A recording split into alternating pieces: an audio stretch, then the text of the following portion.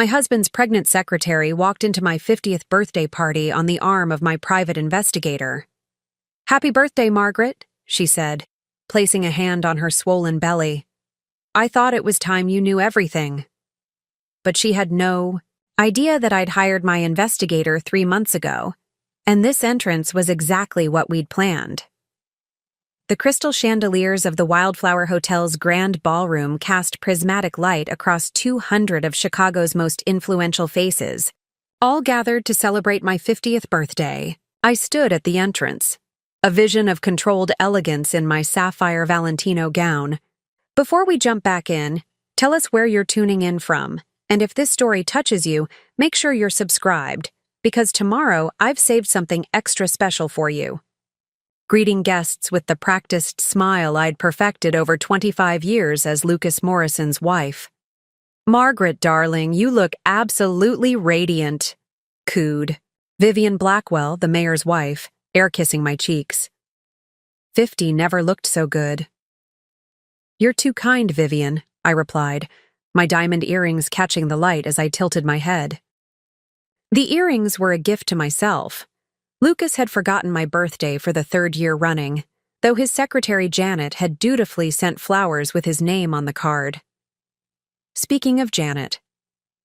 At precisely 8:47 p.m., the heavy oak doors of the ballroom swung open with theatrical timing. Janet Caldwell entered, her navy blue dress stretching across a belly that couldn't be more than 6 months along. But it wasn't her pregnancy that made the room's conversation falter. It was the man, whose arm she held, Kevin Donnelly, my private investigator.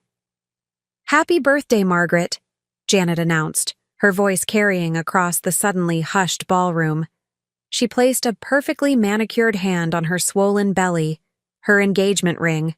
Correction, her new engagement ring, that looked suspiciously like the anniversary band Lucas had lost last year, catching the light. "I thought it was time you knew everything." The champagne flute in Mayor Blackwell's hand trembled slightly. Vivian's mouth formed a perfect O of shock. My best friend Diane actually grabbed her husband's arm for support. What Janet didn't know, what none of them knew except Kevin and me, was that I had hired my investigator 3 months ago after discovering certain irregularities in our household accounts. This entrance? This moment of revelation?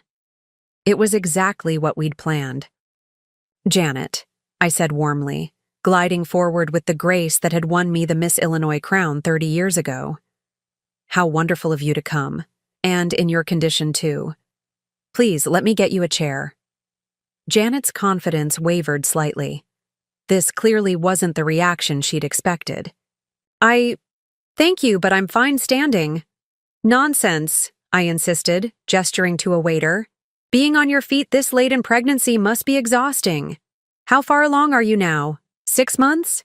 "7, she corrected, her chin lifting defiantly.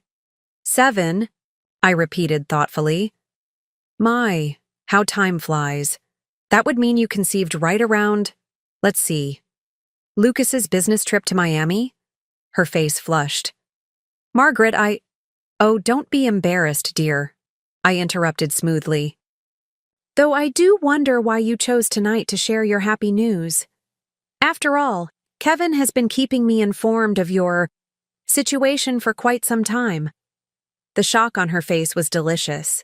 She turned to Kevin, who merely shrugged with professional detachment.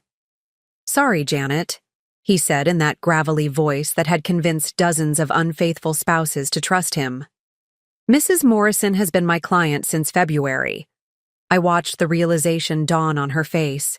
The grand entrance she'd planned, the dramatic revelation designed to humiliate me in front of Chicago's elite, had been orchestrated by me all along. "Why don't you tell everyone why you really came tonight?" I suggested pleasantly. "I believe you had an announcement about Lucas?"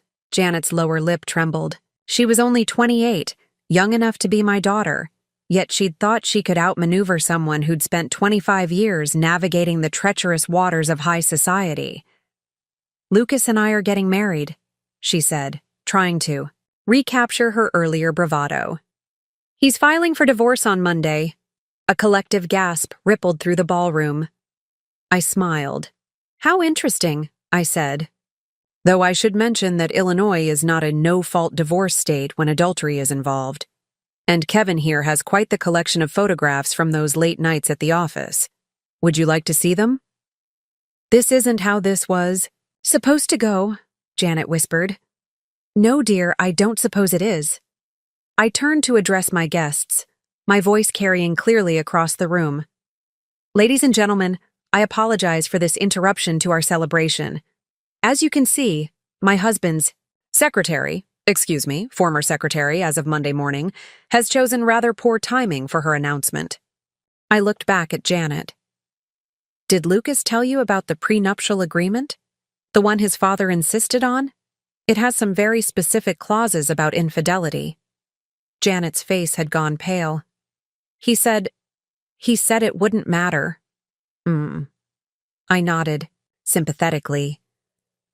"He also said he was working late all those nights, didn't he? Men can be so economical with the truth." I gestured to Kevin, who reached into his jacket and pulled out a manila envelope. "Janet, darling," I said, accepting the envelope from Kevin. "This contains copies of every hotel receipt, every jewelry purchase, every dinner charge to our joint account. Did you really think I wouldn't notice $6,000 at Tiffany's when my birthday present was a bouquet of roses sent by you?" The room was so silent you could hear the soft clink of ice in glasses. "You orchestrated this whole thing," Janet said, her voice barely above a whisper. "Of course I did," I replied. "You see, dear, while you were planning your dramatic entrance, I was planning something far more comprehensive." "Kevin?" My investigator cleared his throat. "Mrs. Morrison also asked me to look into certain financial irregularities at Morrison Industries. Turns out Mr. Morrison has been embezzling company funds to maintain his extracurricular activities." Janet staggered slightly, and this time I genuinely did feel a twinge of sympathy. The girl was pregnant, after all, even if it was with my husband's child. "Sit down, Janet," I said more gently, guiding her to a chair. "I'm not a monster, but I am a woman who spent 25 years building an empire with a man who chose to throw it all away for his secretary." I turned back to my guests. "Now, who's ready for cake?" The tension in the room broke as nervous laughter rippled through the crowd. Waiters, bless their professional hearts, immediately began circulating with fresh champagne. But I wasn't finished yet. This was only the beginning of a carefully orchestrated downfall that would play out over the next several hours, revealing layer after layer of deception until Lucas Morrison's perfect life crumbled as completely as his mistress's grand entrance. "Oh, and Janet?" I called as she sat stunned in her chair. "Happy birthday to me."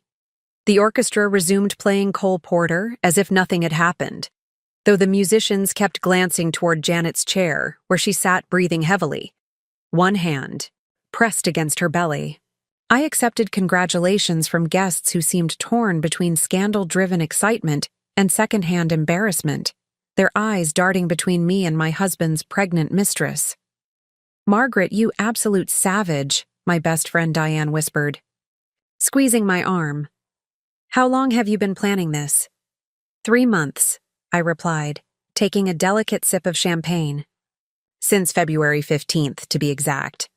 That was the day I'd discovered the first hotel receipt. Not through snooping. I'd never been that kind of wife. No, it had fallen out of Lucas's jacket when I was taking his suits to the dry cleaner. The Ritz-Carlton, Presidential Suite, February 14th, Valentine's Day." While I'd been at a charity board meeting he claimed he couldn't attend due to urgent business matters, he'd been sharing champagne and strawberries with his secretary in a 3,000 a night suite. At first, I'd felt the predictable emotions: shock, rage, humiliation. But then something else had taken over.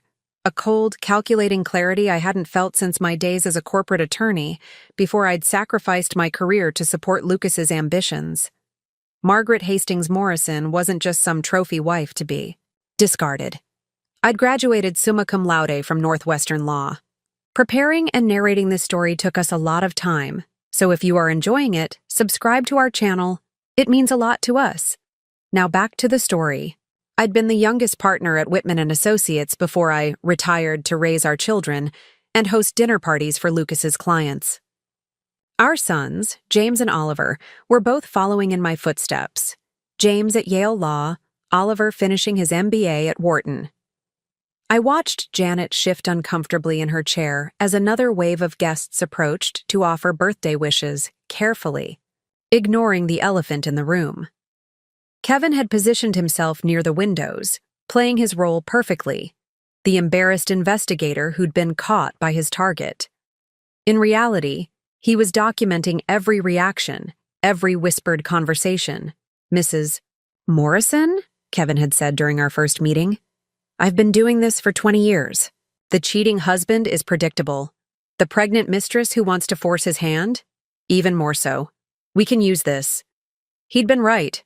Janet's pregnancy had made her desperate, and desperate people make mistakes, like stealing my personal stationery, to forge letters from me to Lucas's attorney, expressing my wish for an amicable divorce. Like accessing my social calendar through Lucas's shared account to plan this dramatic confrontation. I'd let her think she was winning, even helped her, in subtle ways. When she'd called the Wildflower Hotel to confirm the details of my birthday party, I'd made sure the event coordinator gave her accurate information. When she'd tried to pump our housekeeper, Greta, for details about our marriage, I'd provided Greta with a script full of sighs and complaints about Lucas working late. The birthday celebration continued around us with the surreal quality of a play where someone had forgotten to tell half the actors about a major script change.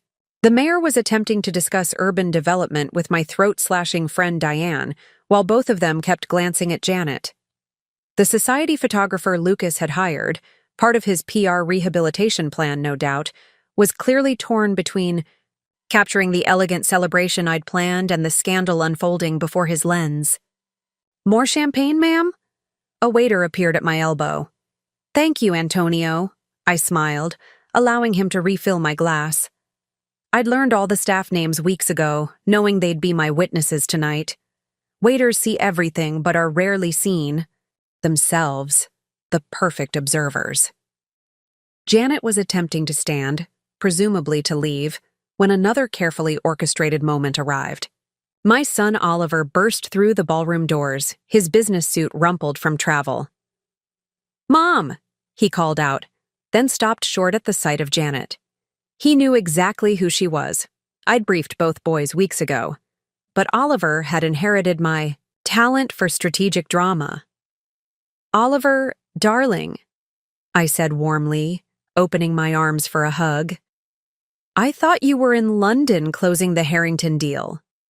"Wrapped it up early," he said, embracing me before turning to look at Janet with perfectly feigned confusion. "Sorry, have we met? I'm Oliver Morrison." Janet's hand instinctively went to her stomach. "I'm Janet. I work for your father." "Oh, you're the secretary." Oliver's voice carried just enough edge to make several nearby guests wince. "Dad's mentioned you. You helped with all those late-night presentations, right? The ones that kept him at the office past midnight?" The accusation in his tone was impossible to miss. Janet flushed crimson. "Your father and I," she began, "are having a baby," Oliver finished coolly. "Yes, Mom told me. She also told me about the forensic accountant she hired.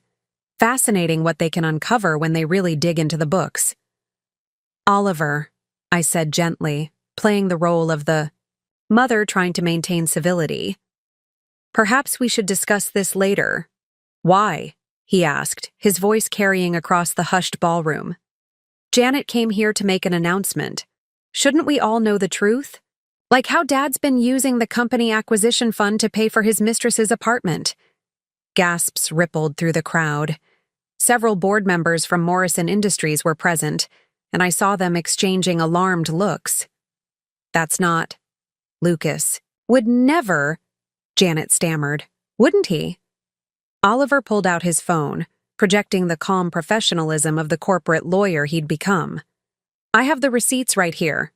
$8,500 a month for a Gold Coast apartment, listed as client entertainment facility in the company books. Richard Blackstone, the chairman of Morrison Industries Board, stepped forward. "Oliver, are you saying Lucas has been misappropriating company funds?" "I'm saying there are some interesting discrepancies that warrant investigation," Oliver replied carefully. "My mother's attorney will be in touch on Monday with full documentation." Janet stood abruptly, swaying slightly. "I need to go." "Oh, Janet," I called as she started for the door. "Happy anniversary, by the way." She froze. "What?" "Your 1-year anniversary with Lucas. March 15th, wasn't it? When he first kissed you in the supply closet. I have the security footage if you'd like a copy for your scrapbook." Her face went white as she realized the full extent of my knowledge. Without another word, she fled the ballroom, her dramatic exit somewhat diminished by her ungainly pregnant waddle. I turned back to my guests, raising my champagne flute. Well, that was exciting. Who's ready for the surprise portion of tonight's entertainment? Nervous laughter rippled through the crowd. They had no idea that Janet's departure was just the opening act. The real show was about to begin. "You see," I continued, my voice carrying clearly through the ballroom, "when planning my 50th birthday celebration, I decided to give myself the gift of truth. Complete, unvarnished truth about my life, my marriage, and my future." I nodded. To Antonio, who dimmed the lights as a large screen descended from the ceiling. "I've prepared a little presentation," I announced. 25 years of marriage in pictures. Though I should warn you, some of these images were provided by my investigator, so they might not be quite what you're expecting. The first slide appeared, Lucas and me on our wedding day, both young and hopeful. The second slide, Lucas with his arm around Janet at last year's company Christmas party, his wedding ring conspicuously absent. "Now," I said, clicking to the E. "Next slide. Let's talk about what really happened on those business trips to Miami." The presentation began innocently enough. Our wedding photos, early years of struggle, the birth of our sons. But as the slides progressed, the tone shifted. A receipt from the Drake Hotel dated 6 months ago. A jewelry store invoice for a $15,000 necklace I'd never received. Credit card statements showing dinners for 2 at romantic restaurants while I was visiting my mother in Florida. February 15th. I narrated calmly as a new slide appeared. The day everything changed. I was taking Lucas's suits to the cleaners when this fell out of his pocket. The Ritz-Carlton receipt filled the screen. Presidential suite, Valentine's Day, room service for 2, champagne, chocolate-covered strawberries, the works. Curious. I continued. Since Lucas told me he was stuck in budget meetings that night, even sent me apology flowers, though I later discovered Janet had ordered those too. The room was tomb-silent except for the soft clink of ice in glasses and the scratch of the society photographer's pen. He'd given up on pictures and was furiously taking notes. At first, I blamed myself, I admitted, clicking to the next slide. A photo of me from last year, looking tired and worn at a charity gala. I'd let myself go, perhaps, focused too much on the boys, on running the household, on supporting Lucas's career. But then I remembered something my mother told me when I got married. "Margaret, never apologize for aging gracefully while your husband ages disgracefully." Nervous laughter rippled through the crowd. So I hired Kevin Donnelly. I gestured to where Kevin stood, still maintaining his position by the windows. The best private investigator in Chicago, and what he uncovered was illuminating. The next slide showed Lucas entering a jewelry store. The one after captured him dining with Janet at Alinea, feeding her from his fork. Then came the apartment building in Gold Coast, Lucas holding the door for a visibly pregnant Janet. The affair started exactly 1 year ago today, I explained. March 15th. Lucas had just promoted Janet from the typing pool to his personal secretary. Apparently, her qualifications extended beyond her 90 words per minute typing speed. Diane laughed out loud before catching herself. Others followed, the tension in the room shifting from shock to something almost like anticipation. But infidelity, while painful, wasn't the worst discovery. I clicked to a new slide. Bank statements. This is where it gets interesting. You see, Lucas hadn't just betrayed me personally. He'd betrayed everyone in this room who'd invested in Morrison Industries. Richard Blackstone leaned forward, his face darkening as he studied the projected documents.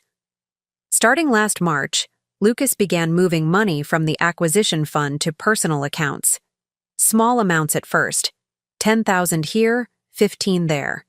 Always just under the threshold that would trigger an audit alert. I clicked through several more slides, each showing fund transfers, creative accounting, shell companies. The Gold Coast apartment? Purchased with company funds, listed as a client. Entertainment facility. Janet's new car? A corporate lease for a key employee. The Miami trips? Business development? The jewelry? Client gifts? All paid for by Morrison Industries. This is slander. The shout came from the doorway. Lucas stood there, his face flushed with alcohol and rage. He must have been waiting in the bar, liquid courage building until Janet's dramatic exit. Margaret, what the hell do you think you're doing? The room turned as one to face him. Lucas Morrison, tech industry titan, philanthropist, serial adulterer, swayed slightly in his custom Tom Ford suit, his silver hair disheveled. Ah, Lucas, I said pleasantly. We were just getting to the good part. Please join us. You're trying to destroy me, he snarled, stumbling forward. Because I fell in love with someone else? Because I found someone who actually appreciates me? I laughed, genuinely laughed. Appreciates you? Lucas, she appreciates your credit cards, your expense account, the lifestyle you stole from our company to provide for her. Our company? His voice dripped with contempt. I built Morrison Industries from nothing. With my family's money, I countered smoothly. My father's business connections, my legal expertise in those early years, and let's not forget the $50 million trust fund I liquidated to save the company during the dot-com crash. Ancient history, he spat. Not according to the corporate charter, I replied, clicking to a new slide, which clearly states that in the event of financial malfeasance by the CEO, controlling interest reverts to the majority shareholder, which, as of this morning, is me. What are you talking about? Richard? I turned to the board chairman. Would you like to explain? Richard Blackstone stood, his expression grave.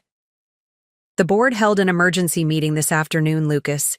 In light of the evidence Mrs. Morrison presented regarding misappropriation of funds, you've been suspended pending a full investigation. Lucas's face went from red to white. You can't do that.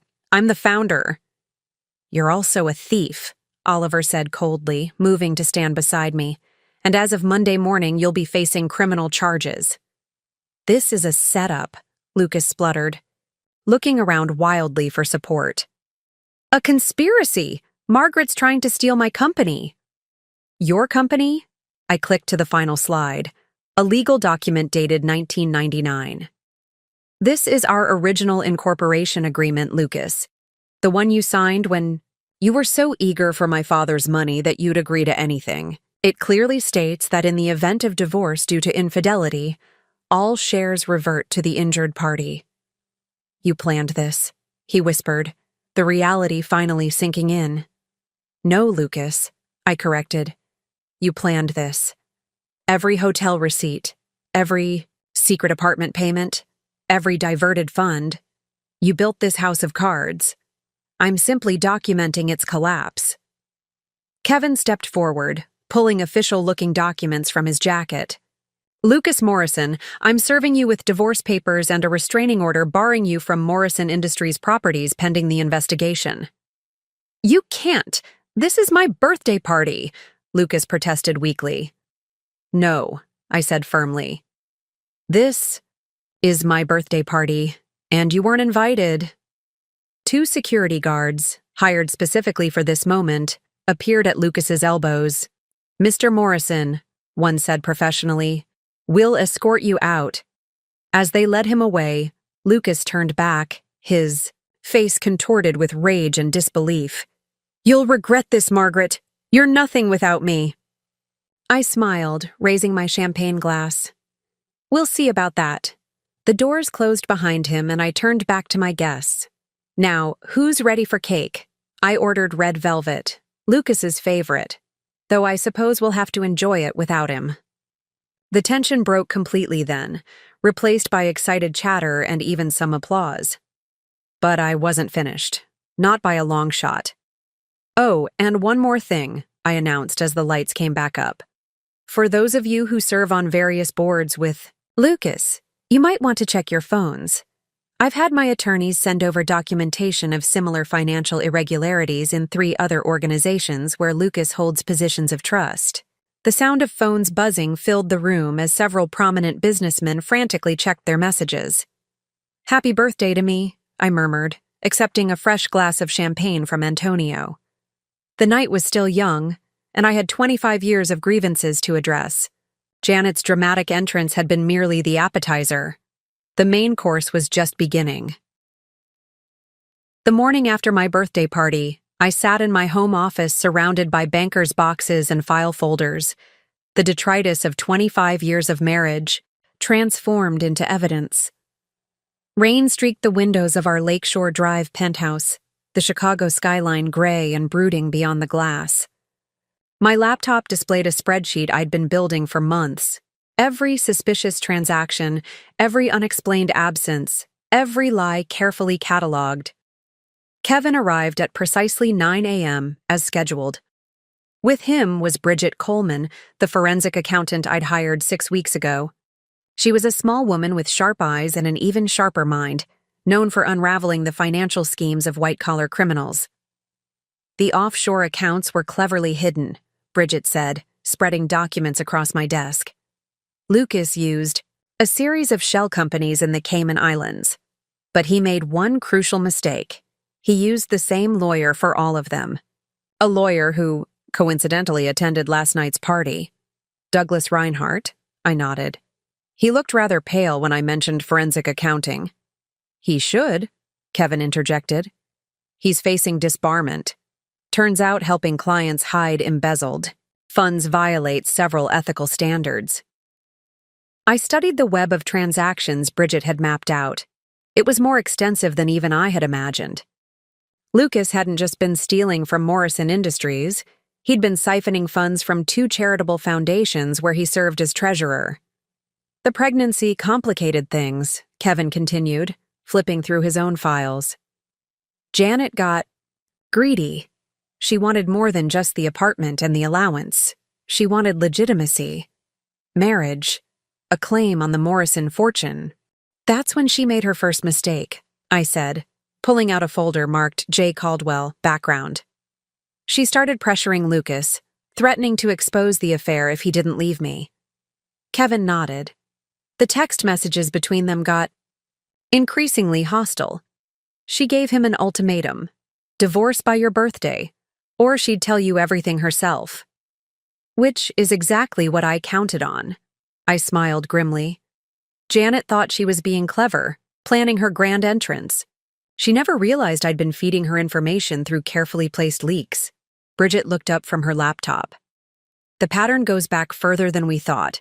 Lucas has been setting up unauthorized accounts for 5 years. Small diversions. At first, but they escalated when he met Janet." I moved to the window watching Lake Michigan churn below. 5 years. While I'd been planning fundraisers and supporting his career, Lucas had been systematically betraying everyone who trusted him. "There's more," Kevin said quietly. "Janet isn't the first." I turned back. "I know. The presentation last night covered 3 previous affairs." "No, I mean she isn't the first pregnancy." The words hit me like a physical blow. Kevin handed me a file marked confidential. Inside were medical records, payment receipts, and photographs of a woman I vaguely recognized. "Elodie Summers," Kevin explained. former marketing director at Morrison Industries, left abruptly 4 years ago with a generous severance package. I remember her, I said slowly. Lucas said she was relocated to the London office. She was relocated, all right, to a private clinic in Switzerland. The abortion was performed at 16 weeks. Lucas paid her $2 million for her silence. I sank into my chair, processing this new betrayal. 4 years ago, I'd been going through early menopause, grieving the end of my fertility. Lucas had held me while I cried about never having the daughter I'd always wanted, all while he was paying off his pregnant mistress. The money came from the employee pension fund, Bridget added. He replaced it 3 months later with dividends from a deal that closed early. No one ever noticed. I noticed, I said quietly. I asked about the pension fund discrepancy. Lucas said it was an accounting error, a timing issue with the fiscal quarter transition. You believed him, Kevin observed, not unkindly. I trusted him, I corrected. There's a difference. We spent the next 3 hours mapping out Lucas's financial crimes. The scope was staggering. He'd stolen nearly $30 million over 5 years, using increasingly complex schemes to hide his tracks. But greed had made him sloppy, and Janet's pregnancy had made him desperate. The board meeting is Monday, I said finally. Do we have enough to ensure his removal? More than enough, Bridget confirmed. The SEC will likely file charges by Wednesday. The Illinois Attorney General's office is already preparing a case. What about Janet? Kevin shifted uncomfortably. That's complicated. She's guilty of conspiracy, certainly, but she's also 7 months pregnant. Prosecutors will be reluctant to pursue charges until after the birth. I nodded, understanding the optics. The wronged wife sending her pregnant rival to prison wouldn't play well in the media. There's something else, Kevin said, producing another file. Janet's been in contact with a reporter from the Tribune. She's planning to sell her story. The other woman, My Life with Lucas Morrison. I laughed bitterly. Let her. By the time the story runs, Lucas will be facing federal charges. She'll be just another cautionary tale about getting involved with married men. My phone buzzed. James, my eldest, calling from New Haven. Mom, I saw the news. Are you okay? I'm fine, darling, I assured him. Better than fine, actually. The Yale Law Review wants to interview you, he said. About corporate governance and spousal rights in closely held companies. Apparently, your takedown of Dad is being hailed as a masterclass in strategic litigation. After ending the call, I turned to my team. What's our next move? The Morrison Foundation Board meets tomorrow, Bridget said. They'll need to know about the missing funds before the story breaks. Publicly. And Janet? Kevin asked. I considered for a moment. Offer her a deal. A generous settlement for the child, who is, after all, my son's half-sibling, in exchange for her cooperation with the investigation. Make it clear that the alternative is facing charges as a co-conspirator. That's remarkably generous, Kevin observed. It's strategic, I corrected. Janet was a pawn in Lucas's game. Young, ambitious, and naive. He preyed on her just as he preyed on everyone else. The child shouldn't suffer for the sins of its parents. As they gathered their files to leave, Bridget paused at the door. Mrs. Morrison, I've investigated dozens of these cases. Usually the spouse is either completely oblivious or in complete denial. You're neither. When did you really know? I smiled sadly. A wife always knows, Bridget. The question is when she decides to stop pretending she doesn't. After they left, I sat alone in my office, surrounded by evidence of my husband's betrayal. 25 years reduced to spreadsheets and surveillance photos. But amid the wreckage, I felt something unexpected. Relief. The charade was over. The truth, however ugly, was finally in the open. My phone buzzed with a text from an unknown number. This is Janet. We need to talk. I stared at the message for a long moment before typing my reply. Lobby coffee shop, 1 hour, come alone. The investigation phase was ending. The confrontation phase was about to begin, and this time I would be the one controlling the narrative. The Four Seasons lobby coffee shop was nearly empty at 3 p.m. on a Sunday, exactly as I'd planned. I chose a table in the corner with clear sight lines to both entrances, my back against the wall, a habit from my prosecutor days that I'd never shaken. I ordered Earl Grey tea and waited, reviewing my strategy one final time. Janet arrived 15 minutes late, waddling slightly, her designer maternity dress wrinkled, and her usually perfect hair pulled into a messy bun. Without makeup, she looked even younger than her 28 years, a child playing dress-up in a woman's world. "Mrs. Morrison," she began, sliding into the chair across from me. "Margaret," I corrected. "We're past formalities, don't you think?" She nodded, fidgeting with her engagement ring, my former anniversary band. I let the silence stretch, a negotiation tactic I'd learned long ago. Let them fill the void. Let them reveal their position. "I didn't know," she finally blurted. "About the money, the embezzlement. I thought he was just rich." "But you knew he was married," I observed calmly. "He said you had an arrangement, that you stayed together for appearances but lived separate lives." Her hand went to her belly protectively. "He said you couldn't have more children, that you wouldn't mind if he had a child with his secretary," I finished. How progressive of me. Tears welled in her eyes. "I loved him. I know you won't believe that, but I did. I do." I studied her carefully. The girl was either an exceptional actress or genuinely naive. Perhaps both. "Janet, I asked you here to make you an offer. But first, I need complete honesty. Did Lucas ever discuss his financial dealings with you?" She shook her head. "Only that he was setting up our future. The apartment, the car. He said they were investments. That once the divorce was final, we'd have everything we needed. And the company restructuring plans, the ones where I would be pushed out?" Her face flushed. "That was my idea," she admitted. I thought if you weren't involved in the company anymore, you'd be more willing to let go. To move on." "How thoughtful," I said dryly. "And the forged letters to his attorney? The ones supposedly from me?" She paled. "How did you— I know everything, Janet. The question is what we do with that knowledge." I pulled out a folder from my briefcase. "This is a settlement agreement. $5 million in trust for your child, plus medical expenses and education. Costs through graduate school. In exchange, you cooperate fully with the investigation into Lucas's financial crimes." Her eyes widened. $5 million? "The child is innocent in this," I explained. "And like it or not, he or she will be my son's sibling. I won't punish a baby for its parents' mistakes. What's the catch?"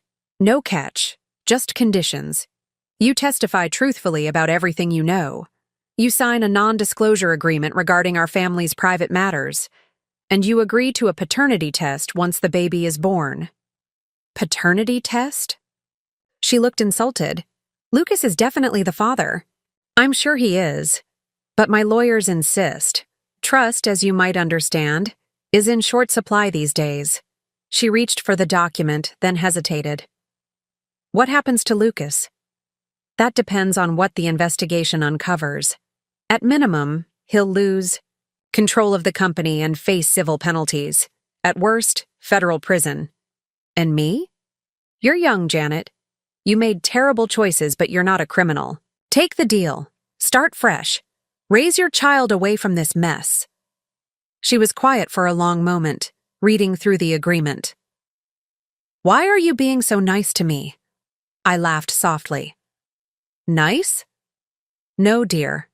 I'm being strategic. A messy court battle with a pregnant mistress helps no one. Bad for the company stock, bad for my sons, bad for my reputation. This way, Everyone gets what they need. Except Lucas. Lucas will get exactly what he deserves, I said firmly. No more, no less. She signed the papers with shaking hands. As she pushed them back across the table, she asked, "Did you ever love him? Really love him?" I considered the question. I loved who I thought he was, but that person may never have existed. After Janet left, I met with my core team at my attorney's office. Patricia Whitmore, senior partner at Whitmore, Carroll and Associates, had cleared her Sunday afternoon for this, War Counsel. With her were Kevin, Bridget, and surprisingly, Richard Blackstone from Morrison Industries Board. "The emergency board meeting is set for 9 a.m. tomorrow," Richard announced. "We have enough votes to remove Lucas, but it won't be unanimous. Harold Witherspoon and Joseph Klein are still loyal to him." "Witherspoon's loyalty can be bought," I said. "Show him the documentation on the pension fund. He's 2 years from retirement. Make it clear his own money was at risk." "And Klein?" Patricia asked. "Joseph's son works for the Morrison Foundation," I explained. "The same foundation Lucas stole from. A quiet word about potential criminal exposure should clarify his thinking." Patricia nodded approvingly. "You haven't lost your edge, Margaret. Now, let's discuss the media strategy." We spent the next 3 hours crafting press releases, legal filings, and contingency plans. By evening, we had a comprehensive strategy that would systematically dismantle Lucas's power base while protecting the company and its employees. "There's one more thing," I said as we wrapped up. "Lucas has a safe in his home office, combination 071582, our anniversary. I need someone to secure its contents before he thinks to empty it." Kevin raised an eyebrow. "You want us to break into your own home?" "It's still my home," I reminded him. "And I have a key. But Lucas might be there, and I'd prefer to avoid a confrontation until after tomorrow's board meeting." "I'll handle it," Kevin offered. "What am I looking for?" "Everything. But specifically a red leather journal. Lucas keeps handwritten notes of his special transactions. He thinks digital records can be traced too easily." Patricia leaned forward. "How long have you known about this journal?" I smiled. "Since our 10th anniversary. Lucas got drunk and bragged about his insurance policy against business partners who might betray him. I never forgot." "Why didn't you look for it sooner?" Bridget asked. "Because I needed him to feel safe. Overconfident. If he knew I was investigating, he might have destroyed evidence. Better to let him think I was the oblivious wife until all the pieces were in place." Richard shook his head admiringly. "Remind me never to cross you, Margaret." As the meeting concluded, Patricia pulled me aside. "Are you ready for tomorrow? It's going to be brutal." I thought about the 25 years I'd spent building a life with Lucas, only to discover it was all built on lies. I thought about Janet's swollen belly and the child who would carry the Morrison name. I thought about my sons, who would have to reconcile the father they loved with the criminal he'd become. "I've been ready for months," I told her. "Tomorrow, we end this chapter, and I finally get to write my own story." The sun was setting over Chicago as I left the office, painting the sky in shades of orange and pink. Somewhere in the city, Lucas was probably drinking himself into oblivion, unaware that his empire was crumbling. Tomorrow would bring lawyers, board meetings, and public scandal. But tonight, I would go home to my empty penthouse, pour myself a glass of wine, and savor the quiet satisfaction of a plan perfectly executed. The trap was set. All that remained was to spring it. Monday morning arrived with the kind of crisp Chicago spring weather that usually lifted my spirits. Today it felt like pathetic fallacy, the calm before the storm. I dressed carefully in my armor, a charcoal, Chanel suit, pearl earrings, and the diamond tennis bracelet I'd bought myself last Christmas when Lucas forgot our anniversary again. At 7 a.m., Kevin called. "I got the journal. And Margaret, you're going to want to see this before the board meeting." We met at my attorney's office, where Kevin spread the contents of Lucas's safe across the conference table. The red leather journal sat among stocks, certificates, property deeds, and photographs I didn't want to examine too closely. Page 47, Kevin said, sliding the journal toward me. Lucas's handwriting, once charming in its messiness, now looked like the scrawl of a guilty conscience. March 15th, first day with Jay. Finally someone who appreciates my vision. M. Getting suspicious about late nights. Need better cover stories. April 2nd. Set up Cayman account number 4. Moved $2 from acquisition fund. Board too stupid to notice. May 18th. J pregnant. Could be useful. M can't have more kids. Perfect timing to force divorce. June 20th. M asking questions about pension fund. Need to be more careful. Maybe time to frame her for embezzlement if she gets too close. My hands trembled slightly as I read that last entry. He was planning to frame me? Turn to page 61, Kevin said grimly. September 3rd. Contacted Derek about creating backdated documents showing M's involvement in fund transfers. $50K to make it look authentic. Her signatures from charity work will be perfect. Derek is Derek Williamson, Kevin explained. A forger who works out of Bridgeport. I've already provided his information to the FBI. I closed the journal, feeling sick. It was one thing to know your husband was cheating and stealing. It was another to discover he'd been planning to send you to prison for his crimes. There's more, Kevin said, pulling out a manila envelope. These are the photographs from his safe. I waved my hand. I don't need to see pictures of his affairs. Not those kinds of pictures. These. He spread out surveillance photos. Of me. Having coffee with friends, shopping, meeting with my sons, attending board meetings. He was having me followed? I touched one photo, recognizing the date. My mother's birthday last year. Lucas had claimed he was in New York for business. Instead, he'd hired someone to watch me visit my dying mother. For over a year, Kevin confirmed. He was building a case that you were mentally unstable. Look at these notes on the back. I flipped one over. M talking to herself at cemetery. Signs of breakdown. Another. M crying in car after lunch with Diane. Depression. I was visiting my father's grave, I said quietly. And Diane had just told me about her breast cancer diagnosis. He was trying to gaslight you, Kevin said. Create a paper trail suggesting mental instability in case you ever challenged him. Patricia walked in just then, stopping short at my expression. What's wrong? I showed her the journal entries and photographs. Her face darkened as she read. This changes things, she said. This isn't just embezzlement anymore. This is conspiracy, attempted fraud, potentially even attempted false imprisonment if he'd succeeded in framing you. We need to inform the FBI before the board meeting, Kevin suggested. No, I said firmly. The board meeting goes ahead as planned. We remove him from power first, then let law enforcement take over. I want him to lose everything before he realizes how much trouble he's really in. At 8:45 a.m., I entered the Morrison Industries boardroom. The space held so many memories.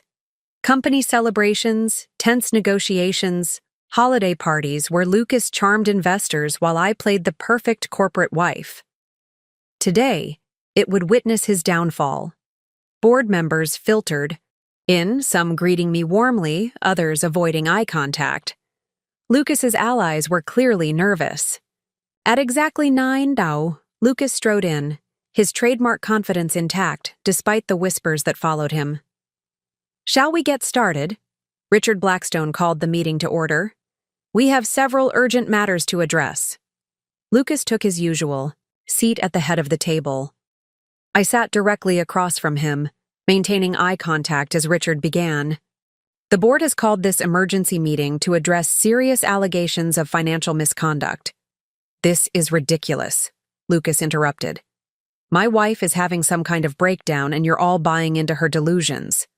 Mr. Morrison, Richard continued calmly, We have evidence of systematic embezzlement from company funds, including the transfer of $30 million to offshore accounts.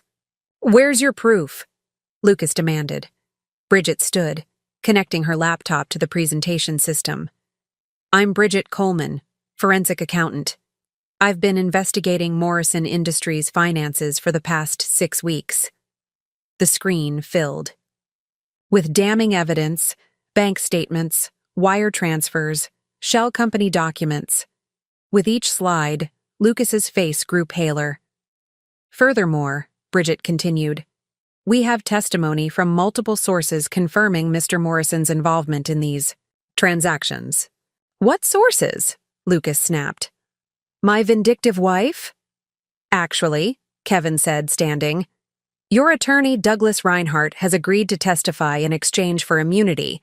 He's provided detailed records of your offshore accounts. Lucas turned to Yao. Face me. Real fear finally showing in his eyes. Margaret, please. Think about what you're doing. Think about our sons.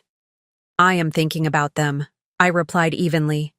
They deserve to know their mother won't let anyone, not even their father, destroy what we've built. Richard cleared his throat. I moved to remove Lucas Morrison as CEO. Effective immediately. Seconded, said Patricia Blackwell.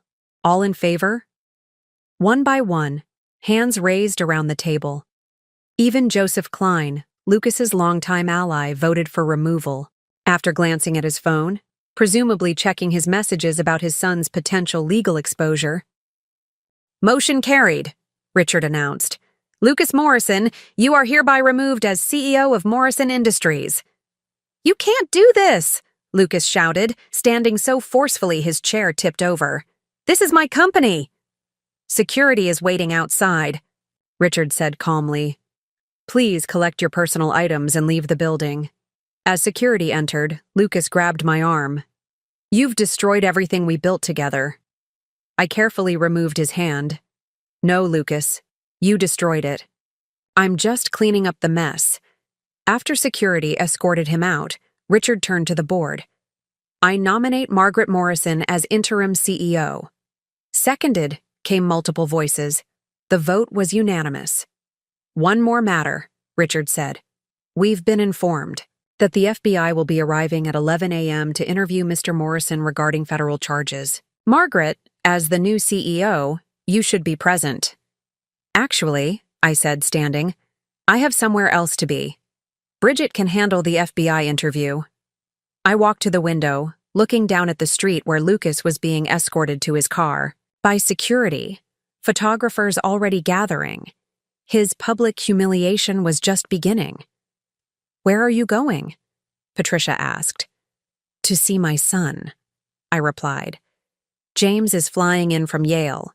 Both boys want to hear the truth from me before it hits the news. Outside, a reporter had cornered Lucas. Even from 20 floors up, I could see his agitation as he tried to push past the cameras. By evening, his face would be on every news channel in Chicago. Margaret? Richard's voice was gentle. Are you sure you're ready for this? The media attention will be brutal. I turned from the window, thinking of the journal entries plotting my destruction, the surveillance photos documenting my grief, the systematic attempt to erase my contributions to the company we'd built together. I've been ready for years, I said. I just didn't know it until now. As I left the boardroom, my phone buzzed with a text from Oliver. Mom, I'm with James at the apartment. The news is already breaking. Are you okay? I typed back. On my way. Order pizza. We have a lot to talk about. Walking through the building, I'd helped create, past employees who now looked at me with new respect. I felt something I hadn't experienced in years. Freedom. The careful dance of appearances was over. The truth, messy and painful as it was finally in the open. But this victory felt hollow. 25 years couldn't be erased with a board vote. The man I'd loved, the father of my children, had been willing to send me to prison to protect his secrets. That betrayal cut deeper than any affair. As I reached the lobby, Kevin fell into step beside me. The FBI wants to interview you at 2 p.m. Tell them 4, I said. I need time with my sons first. They deserve to hear everything from me, not the evening news. Margaret, Kevin said, stopping me with a hand on my arm. You did the right thing. He would have destroyed you. I know, I replied, but knowing doesn't make it hurt any less. Outside, Chicago stretched before me, indifferent to personal tragedies and corporate dramas. Somewhere in this city, Lucas was probably calling his lawyer, trying to salvage what was left of his reputation. Janet was preparing for single motherhood, and I was walking toward a future I couldn't quite envision yet. But first, I had to face my sons and explain how their father had become a stranger and why their mother had orchestrated his downfall. The hardest conversation of my life awaited, but I wouldn't face it alone. Truth had a way of bringing people together, even as it tore others apart. The stage was set for the final act of Lucas Morrison's fall from grace. I just had to play my part a little longer. The apartment James and Oliver shared in Lincoln Park was a typical bachelor pad. Exposed brick walls, minimalist furniture, and a kitchen that saw more takeout containers than home cooking. But today it felt like a war room. Pizza boxes sat untouched on the coffee table while my sons studied the evidence I'd brought. Bank statements, journal entries, surveillance photos. He was going to frame you? James, my eldest, held the journal with shaking hands. His Yale law education hadn't prepared him for this level of family betrayal. For embezzlement, I confirmed. He'd already contacted a forger.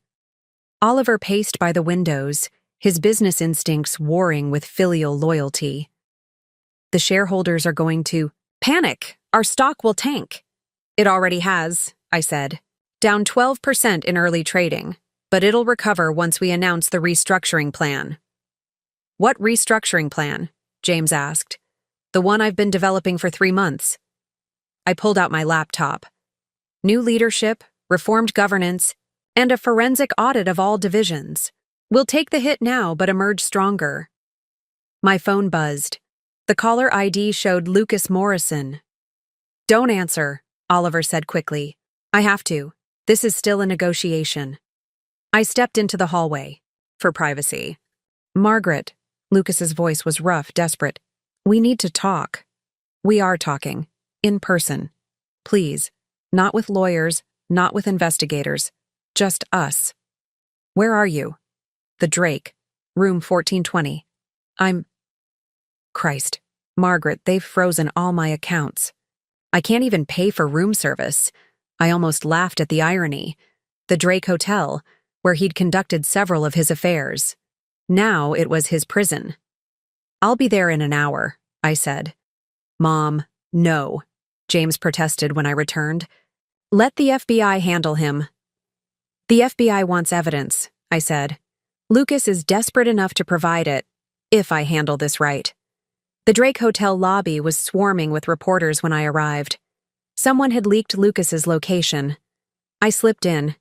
Through the service entrance, a route I'd learned years ago when attending charity galas here. Room 1420 was a standard suite, not the penthouse Lucas usually preferred. He answered the door unshaven, still wearing yesterday's suit. The room reeked of scotch and desperation. You look terrible, I observed. You look... He gestured helplessly. The same. Beautiful.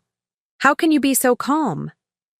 Practice, I said, sitting in the armchair farthest from him. You wanted to talk. Talk. He poured himself another scotch. I never meant for it to go this far. The affairs? The embezzlement? The plan to frame me for your crimes? He flinched. You read the journal. Every word. Tell me, Lucas. When exactly? Did you decide I was expendable? He collapsed onto the sofa. It wasn't like that. It started small. A few thousand here and there. Just to cover expenses. For your mistresses. 4 opportunities, he exploded. Do you know how hard it is to maintain our lifestyle? The houses, the cars, the school fees? I paid those school fees, I reminded him, with my inheritance, which I invested, which I grew into, which you stole from. Don't rewrite history, Lucas. Not with me. He drained his glass. What do you want? Full disclosure. Every offshore account, every shell company, every fraudulent transaction.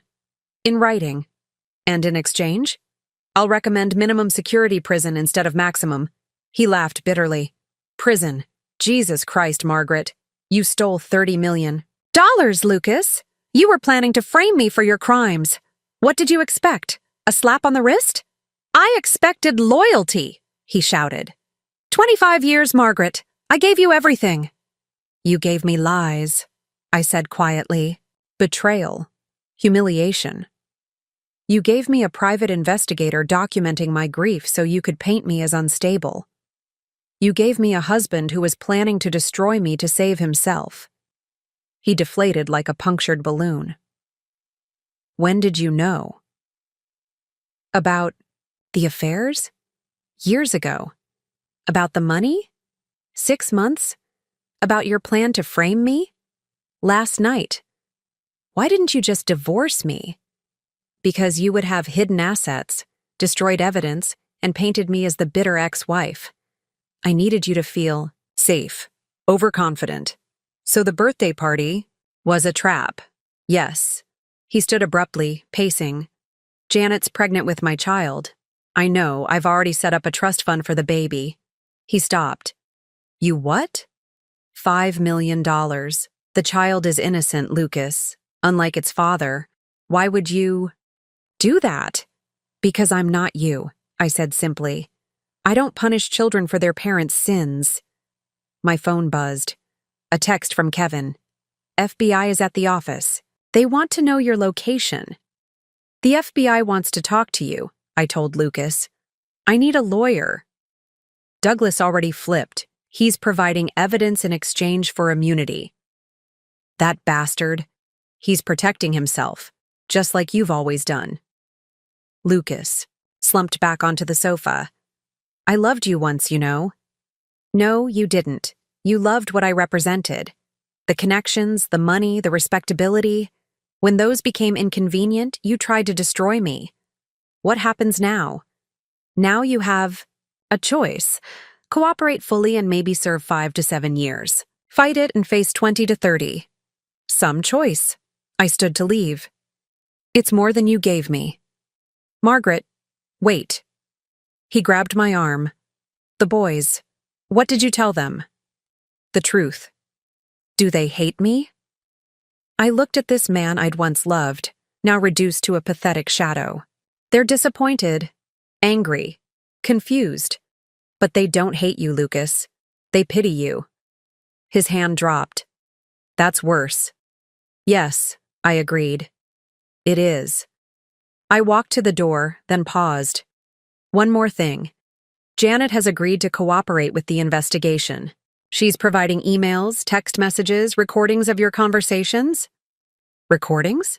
Apparently she started taping you after you missed 3 child support payments to your previous mistress, the one in London. His face went white. You know about Elodie? I know about all of them, Lucas. Every affair, every payoff, every lie. The only question is whether the FBI learns it from me or from you. You've won, he said bitterly. Is that what you want to hear? This isn't about winning. It's about justice and maybe redemption. For who? For everyone you hurt, including yourself. I left him there, alone with his scotch and his regrets. In the hallway, I texted Kevin. Room 1420. He's ready to talk. The elevator ride down felt like shedding years of accumulated weight. Each floor brought me closer to a future I was only beginning to imagine. In the lobby, I ran into Janet. She was standing by the windows, one hand on her belly, watching the media circus outside. Janet? I acknowledged. She turned, startled. Margaret, I'm meeting with the FBI in an hour. I know. Are you ready? I'm scared, she admitted. Of what? Of everything. The media, the investigation, raising this baby alone. I studied her. Young, pregnant, terrified. So different from my memories of her confident entrance at my birthday party. "Can I give you some advice?" I asked. She nodded. "Tell the truth. All of it. It's the only way to move forward. Even if it hurts people?" "The truth hurts less than the lies, Janet. Trust me on that." She touched her belly again. "Will my baby hate me for this?" "That depends on what you do next. Children can forgive mistakes. They can't forgive continued deception. Is that why you're doing this? For your sons? I'm doing this for everyone Lucas hurt, including myself. Including me?" I smiled slightly. "Even you, Janet, especially your child." Outside, a reporter spotted us through the window and pointed. Cameras swung in our direction. "Go out the service entrance," I advised. "Avoid the cameras until you're ready to face them." "What about you?" I straightened my jacket, touched my pearls. "I've been facing them for 25 years. What's one more day?" I walked out the front entrance into a barrage of questions and flashing cameras. But for the first time in decades, I didn't have to smile and deflect. I could speak the truth. "Mrs. Morrison, is it true your husband embezzled $30 million? "The FBI is investigating," I replied calmly. "I have full confidence in their work." "What about his affair with his secretary?" "That's a private matter between my husband and his conscience." "Are you seeking a divorce?" I smiled. "My attorney will be making a statement this afternoon." As my car pulled away from the hotel, I saw Lucas watching from his window 14 floors up. Even from this distance, I could see the defeat in his posture. The initial confrontation was over. The real battle was just beginning. But for the first time in years, I was fighting on my own terms, with truth as my weapon and justice as my goal. My phone rang. "Oliver." "Mom?" "The FBI just left. They want all our financial records for the past 5 years." "Give them everything," I said. "We have nothing to hide anymore." "Are you okay?" I watched Chicago blur past my window. This city where I'd built a life, raised my children, and finally found my voice again. "I'm better than okay," I told my son. "I'm free." "The FBI?" Field office buzzed with the controlled chaos of a major financial crimes investigation. Agent Sarah Donovan, a no-nonsense woman in her 40s with sharp eyes and graying temples, led me to an interview room where boxes of evidence lined the walls. "Mrs. Morrison, thank you for coming," she said, gesturing to a chair. "Your cooperation has been invaluable. Please, call me Margaret. And I'm happy to help." She opened a file. "Let's start with the Caribbean accounts. We've traced 5 separate shell companies, but our forensic accountants believe there are more." I pulled out my laptop. "There are 7. Lucas was always fond of prime numbers, said they were harder to track. I opened a spreadsheet I'd been building. "Here's the pattern I discovered." Agent Donovan leaned forward. "How did you find this?" "Lucas used our anniversary dates as part of his passwords. July 15th, 1999. He'd reverse them, combine them with our son's birth dates. Sentimental and stupid. These transactions," she traced, a finger down the columns. "They go back 8 years. You've known that long?" "No. I suspected affairs, but not theft. Not until I hired Kevin Donnelly."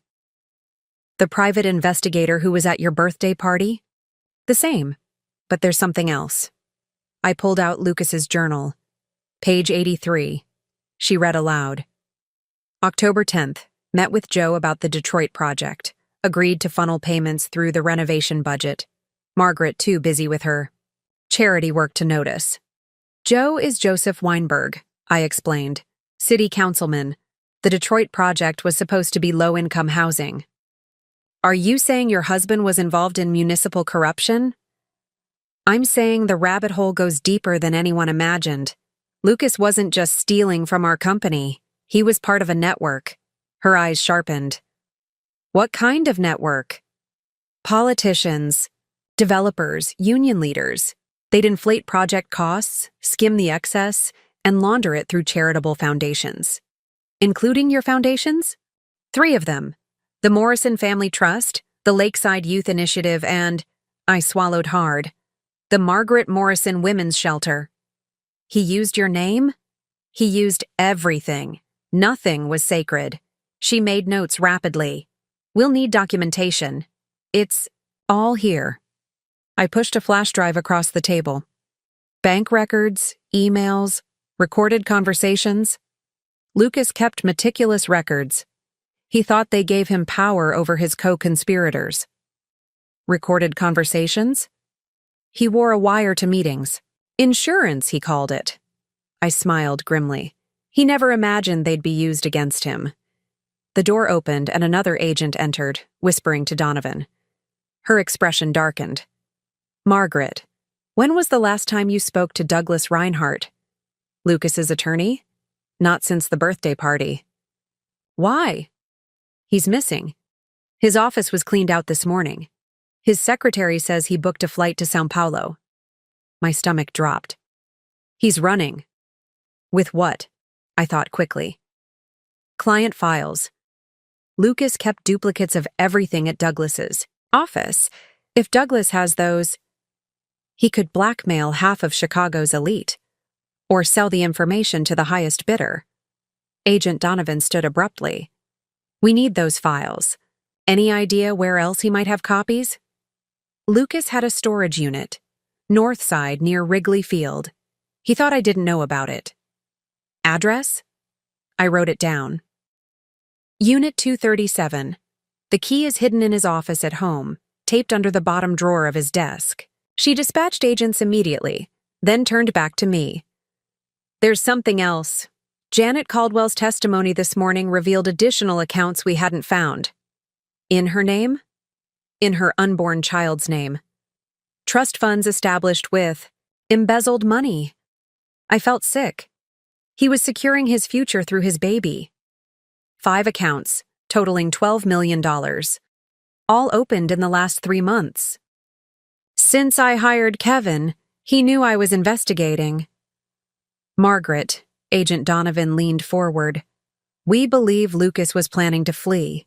The trust funds, the liquidated assets, he was building an escape route. With Janet? Without her. According to her testimony, he'd been distancing himself since she told him about the pregnancy. She was becoming a liability. The pattern was familiar.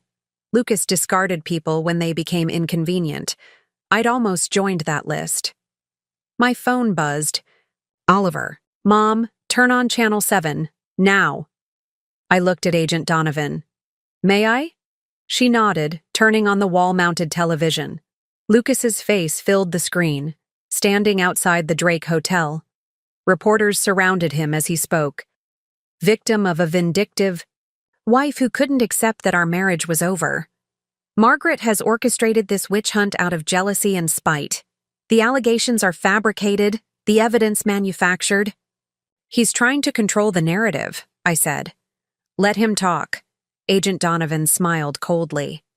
Every lie he tells on camera is another charge we can file. On screen, Lucas continued. I've been a faithful husband and honest businessman for 25 years. These accusations are an attempt to destroy my reputation and steal my company. A reporter shouted, What about your pregnant mistress? Lucas faltered. That's a personal matter. And the embezzlement charges? Completely false. My wife has access to all our accounts. If anyone manipulated funds, it was, he's going. To blame me? I realized. Just like he planned. Agent Donovan picked up her phone. We need to move faster.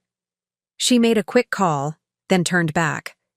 We're executing search warrants on all Morrison properties within the hour. Are you willing to make a public statement? Yes. Good. Because Lucas just made a crucial mistake. He claimed you had access to all accounts. We know that's false. The offshore accounts were opened with forged signatures. You can prove that? Your real signature versus the forgeries? Night and day. Douglas Reinhardt might have fled, but he left behind a very sloppy paper trail. Another agent burst in. We found the storage unit. It's a gold mine. Financial records, recorded conversations, even photographs. Photographs, I asked. Of meetings. Lucas with city officials, mob-connected union bosses, even a federal judge. Judge Harriman? I guessed, remembering a name from Lucas's journal. How did you know? Lucas mentioned him. They golfed together. Or did. Agent Donovan's phone rang. She listened, then smiled. They caught Douglas at O'Hare. He never made his flight. Relief flooded through me. What happens now? Now we build an airtight case. Lucas just went on record denying everything. When we present evidence proving he lied, it adds obstruction of justice to his charges. He's desperate, I said. Desperate people make mistakes. Speaking of desperate, she pulled out another file. We found something interesting in Janet's apartment. A life insurance policy on you, taken out 6 weeks ago. My blood chilled. What? $2 million. Beneficiary, Lucas Morrison. Janet claims she didn't know about it, but her signature is on the application. He was planning to. We don't know that, but it raises questions. I thought about the surveillance photos, the documentation of my mental instability, the forged signatures. Had Lucas been planning something darker than divorce? There's a safe deposit box, I said suddenly. Bank of America, downtown branch. Box 1847. Lucas. Visited it monthly, but never told me what was inside. We'll get a warrant. She studied me. How are you holding up? I'm angry, horrified, but not surprised. Is that wrong? It's survival. You knew who he was before you consciously admitted it. Your subconscious was protecting you. A commotion outside drew our attention. Through the window, I could see Lucas being escorted into the building by federal agents. They arrested him? I asked. After his press conference, he violated the terms of his release by discussing the case publicly. Can I watch the interrogation? You shouldn't, but... She gestured to another room. There's an observation window. I stood behind one-way glass as they brought Lucas in. His expensive suit was rumpled, his silver hair disheveled. The man who'd commanded boardrooms and charmed investors looked small, diminished. Mr. Morrison, Agent Donovan began, you've been advised of your rights? I want my lawyer. Mr. Reinhardt is currently in custody. You'll need new representation. Lucas's face crumpled. The last piece of his support system had fallen. I want to make a deal, he said suddenly. What kind of deal? I have information about people more powerful than me. People who make my crimes look like parking tickets. Agent Donovan glanced at the mirror, knowing I was watching. We're listening. Full immunity, Lucas demanded. For everything. You're not in a position to make demands, Mr. Morrison. Then, I want to talk to Margaret. Your wife? She'll understand. She knows I'm not the real villain here. I turned away from the window, sickened. Even now, Lucas was trying to manipulate me, to cast himself as the victim. Agent Donovan joined me moments later. He's asking for you. I know. You don't have to see him. I thought about 25 years of marriage, 2 sons, countless lies. Yes, I said finally. I do. One last time. Because this wasn't just about justice anymore. It was about closure. And I wouldn't get that until I faced Lucas Morrison, not as his wife, but as the woman who'd brought him down. Let's end this, I said. Agent Donovan nodded. Let's end this. The interrogation room felt smaller with Lucas and me facing each other across the metal table. His desperate eyes searched my face for some sign of the woman who'd loved him for 25 years. He wouldn't find her. Margaret, he began, reaching for my hand. I pulled back. Mr. Morrison, the formality stung him visibly. I need your help. To do what? Lie for you? Cover up your crimes? To understand. This wasn't just about money or affairs. I was trapped. By whom? Joseph Weinberg, the Torino family, people who don't accept no for an answer. I laughed coldly. The Chicago mob made you embezzle from our company? They have their hooks in every major construction project in the city. When I refused to play ball initially, they threatened you, the boys. So instead of going to the FBI, you decided to steal millions and have multiple affairs? The affairs were separate. Were they? Because according to Janet's testimony this morning, you met her through Weinberg's nephew. The same nephew who runs the union that handles our construction contracts. Lucas's face paled. How did you— I've been investigating more than just your infidelity, Lucas. Did you really think you were the only one capable of connecting dots? Agent Donovan entered with a file. Mr. Morrison, we've been reviewing the contents of your storage unit. Care to explain these photographs? She spread them across the table. Lucas shaking hands with known mob associates, sharing drinks with corrupt politicians, exchanging envelopes in parking garages. Those meetings were legitimate business, he protested. Like this one? I picked up a photo of Lucas with Michael Torino, Chicago's most notorious crime boss.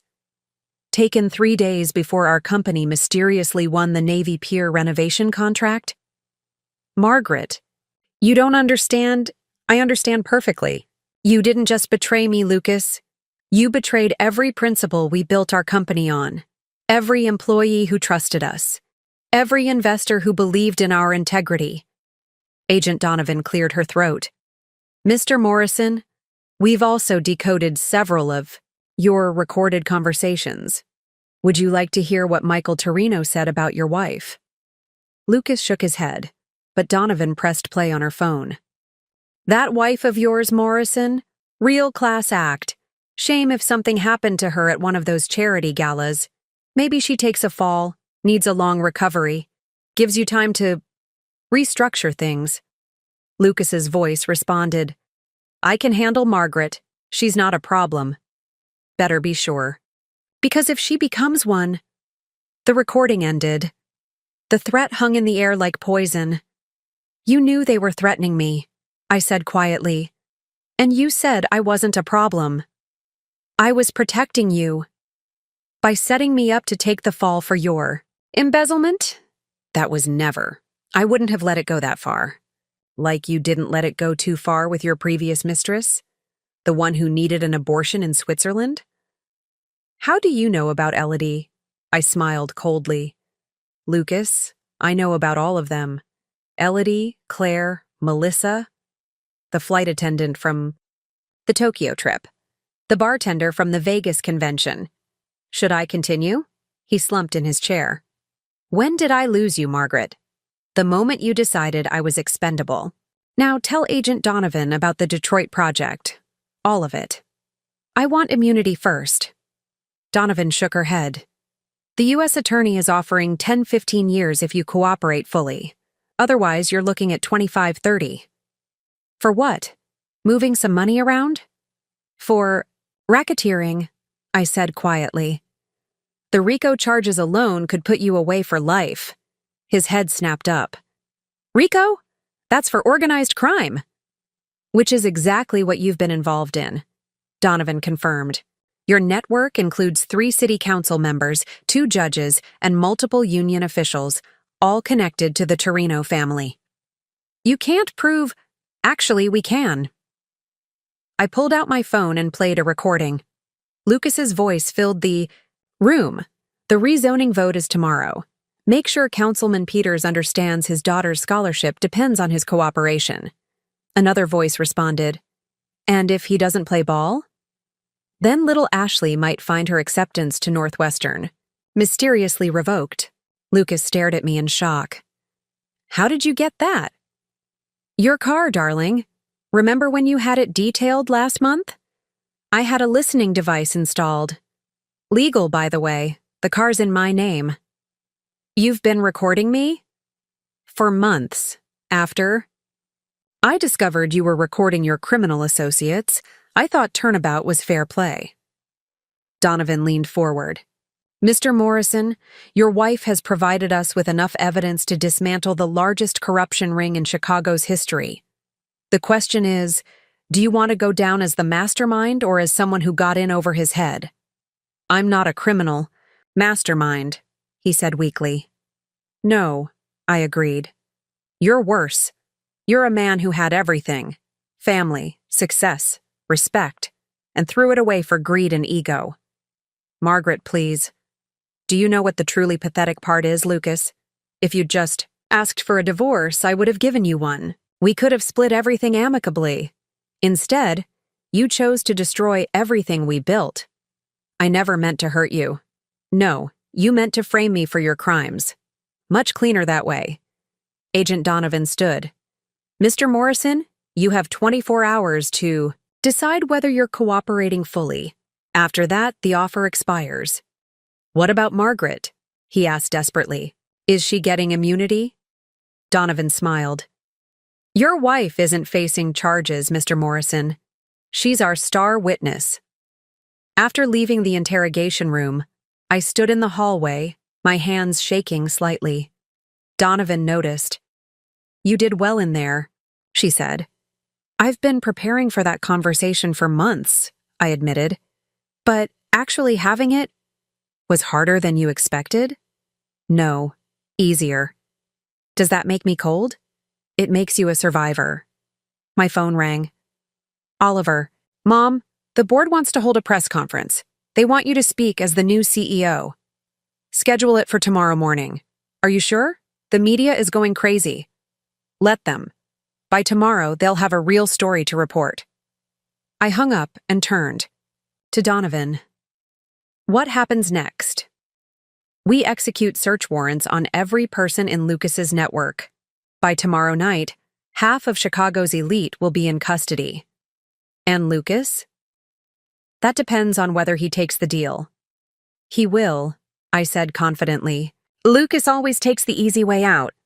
As I left the FBI building, I thought about the company I now controlled, the sons who needed their mother, and the future I was free to build.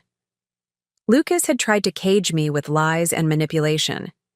Instead, he'd given me the keys to my own liberation. Tomorrow, I would face the media as Margaret Morrison, CEO and survivor.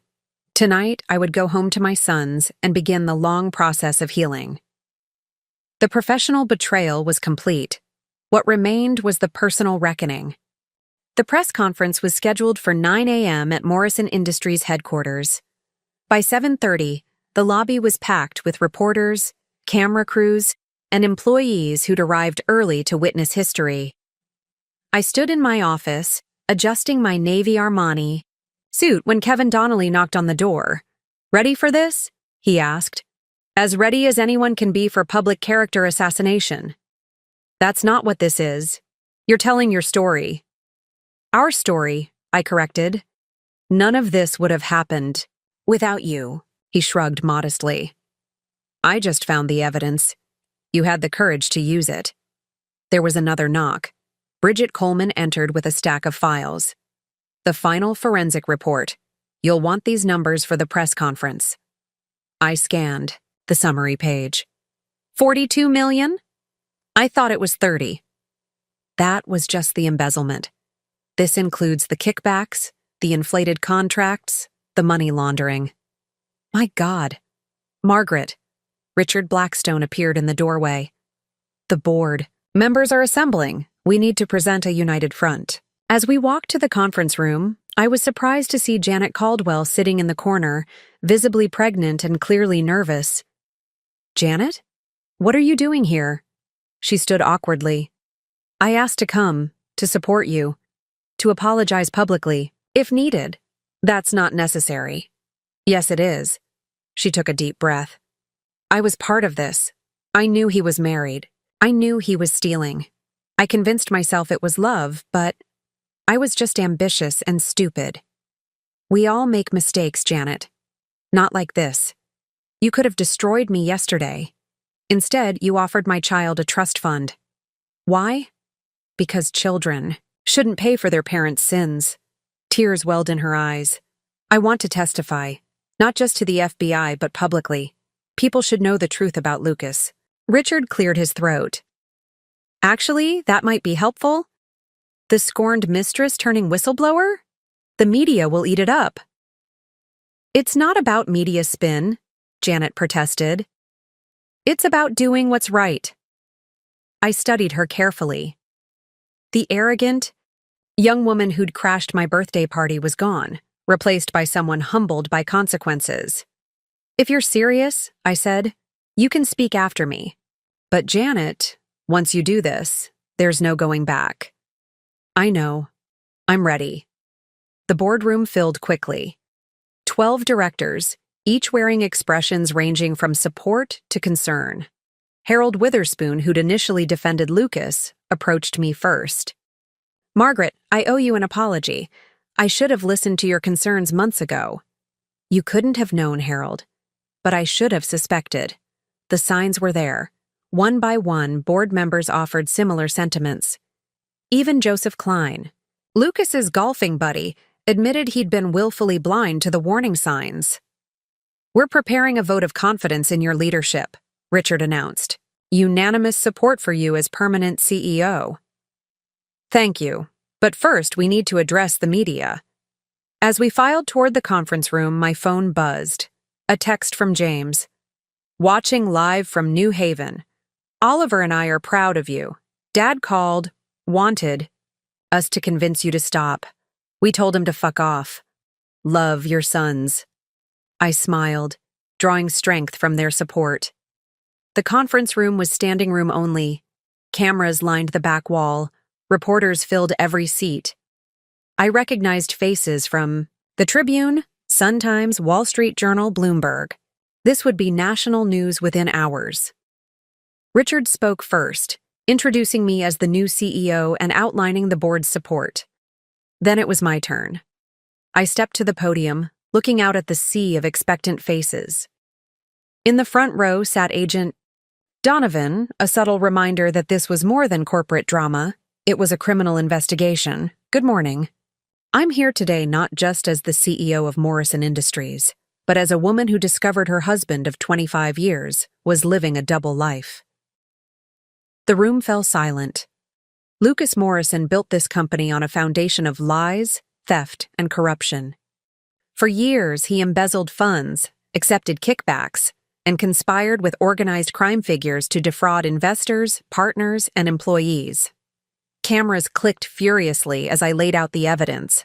Offshore accounts, shell companies, inflated contracts.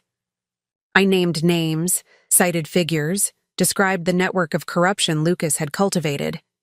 But the professional betrayal, devastating as it was, paled in comparison to the personal one. My husband didn't just steal money, he stole trust. He planned to frame me for his crimes, documented false evidence of my mental instability, and took out life insurance policies without my knowledge. Gasps rippled through the room. I stand here today not as a victim, but as a survivor. And I'm not alone. I gestured to Janet, who approached the podium shakily. My name is Janet Caldwell, she began, voice trembling. I was Lucas Morrison's secretary and mistress. I'm 7 months pregnant with his child. The room erupted. Reporters shouted questions, cameras flashed. I placed a supportive hand on Janet's shoulder as she continued. I believed Lucas when he said his marriage was over. I believed him when he promised we'd build a life together. I was wrong. He used me, just as he used everyone in his orbit. She turned to face me directly. Mrs. Morrison, Margaret, I'm deeply sorry for my role in this. You've shown me more grace and dignity than I deserve. We were both deceived, I said publicly. The difference is, I had 25 years to learn to see through his lies. You had barely one. After Janet stepped away, I returned to the microphone. Morrison, Industries will survive this scandal. We're implementing new oversight measures, conducting a full forensic audit, and cooperating completely with federal investigators. To our employees, investors, and partners, You have my word that this company will emerge stronger and more transparent than ever. What about Mr. Morrison? A reporter called out. Lucas Morrison is currently in federal custody, facing charges of embezzlement, racketeering, and conspiracy. The justice system will determine his fate. Do you still love him? Another shouted. The question hung in the air. I considered it carefully. I loved the man I thought he was. That man never existed. The real Lucas Morrison? I pity him. He had everything: family, success, respect, and threw it away for greed. As the press conference ended, my phone lit up with messages of support. Former colleagues, childhood friends, even Lucas's sister reached out to express solidarity. But the most meaningful message came from an unexpected source. Michael Torino Jr., son of the mob boss Lucas had been involved with. Mrs. Morrison, you have my respect. My father is furious, but I'm glad someone finally stood up to him. Good luck. Even in Chicago's darkest corners, allies were emerging.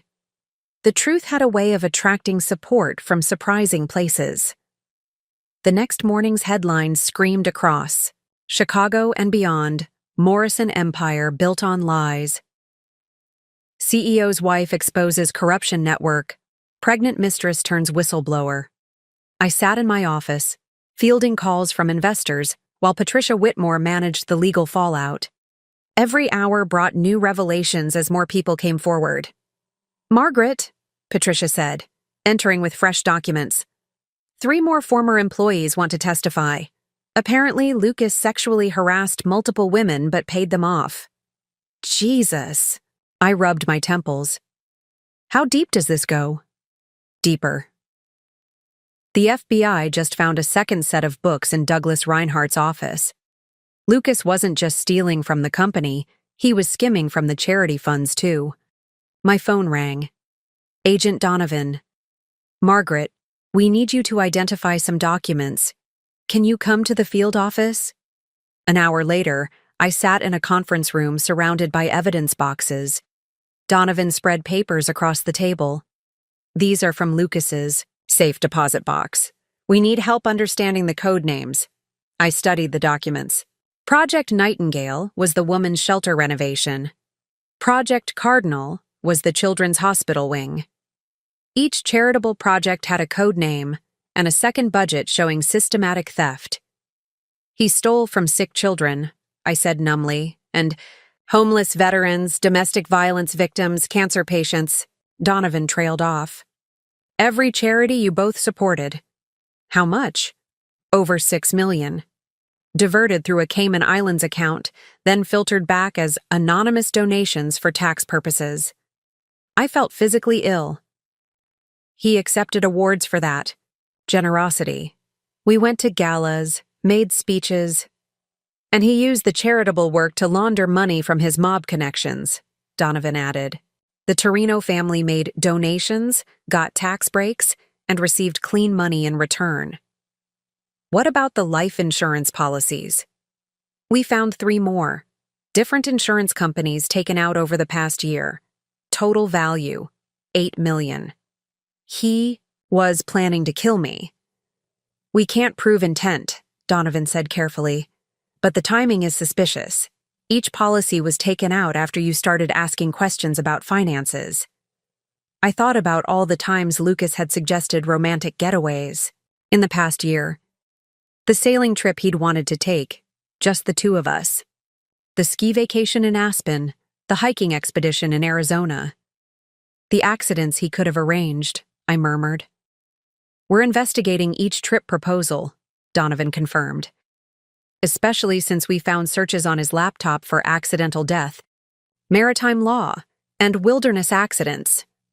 My phone buzzed. Oliver. Mom, Channel 7 has breaking news. Former Mayor Davidson just got arrested. Something about Dad's construction projects? I turned to Donovan. The dominoes are falling? Faster than we expected.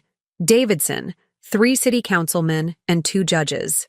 All arrested this morning. On what charges? Bribery, conspiracy, racketeering. Your husband's records detailed every payoff, every rigged bid, every fixed court case. What about Joseph Weinberg? In custody as of an hour ago. He's already trying to cut a deal. I leaned back in my chair, overwhelmed by the scope of Lucas's criminality. How did he keep all this straight in his head? He didn't, Donovan said, pulling out a leather journal. He kept detailed notes, names, dates, amounts, even blackmail material on his co-conspirators. That's how he controlled them. Until they controlled him. According to this, the Torino family was pressuring him for bigger payoffs. That's why the embezzlement escalated. My phone rang again. James this time. Mom, I just got a call from the Yale Law Review. They want to interview you about corporate whistleblowing and spousal rights. This case is already being taught in classrooms. After hanging up, I looked at Donovan. When does Lucas get sentenced? First, he has to be convicted. Trial's set for September. He's facing 147 criminal charges. Will he testify against his co-conspirators? His lawyer's negotiating. But honestly, most of them are turning on each other. Your evidence started an avalanche. That evening, I sat alone in my office, watching the sunset over Lake Michigan. The company stock had rebounded after initially plummeting. Investors were responding positively to the transparency measures I'd implemented. The media was portraying me as a hero rather than a victim. But I didn't feel heroic. I felt tired. A knock interrupted my thoughts. Janet Caldwell stood in the doorway. I'm sorry to bother you, she said. I wanted you to know that Lucas tried to call me from jail. He wanted me to lie, say you forced me to testify against him. And? I hung up on him. She placed a hand on her belly. I don't want my daughter growing up thinking that kind of behavior is acceptable. It's a girl? Found out this morning. She smiled weakly. I'm thinking of naming her Grace, because that's what you showed me when you had every reason to destroy me. After she left, I turned back to the window. Tomorrow would bring more revelations, more arrests, more evidence of Lucas's betrayal. But tonight, I allowed myself a moment of quiet satisfaction. I had exposed the truth. The rest was up to the justice system. The federal courthouse bustled with activity as Lucas Morrison's preliminary hearing approached. I walked through security flanked by Patricia Whitmore and Agent Donovan, ignoring the flash of cameras and shouted questions from reporters lining the steps. Mrs. Morrison, will you testify against your husband? How does it feel to bring down Chicago's biggest corruption ring? Inside, the hallway was packed with lawyers, investigators, and defendants. In the span of 2 weeks, 37 people had been indicted based on evidence I'd provided. The Morrison scandal had become the largest RICO case in Illinois history. Margaret. Assistant U.S. Attorney David Chen approached us. We need to discuss your testimony. I thought I wasn't testifying today? You're not. But Lucas's new attorney is making noise about spousal privilege? Patricia scoffed. Spousal privilege doesn't cover criminal conspiracy. Besides, most of the evidence came from Margaret's independent investigation. Exactly our position. But they're going to argue she illegally accessed his private documents. Everything was in joint accounts or company property I had legal access to, I countered. The storage unit was rented with our joint credit card. The safe was in our home. Even his car is technically mine. Good. That's what we'll argue.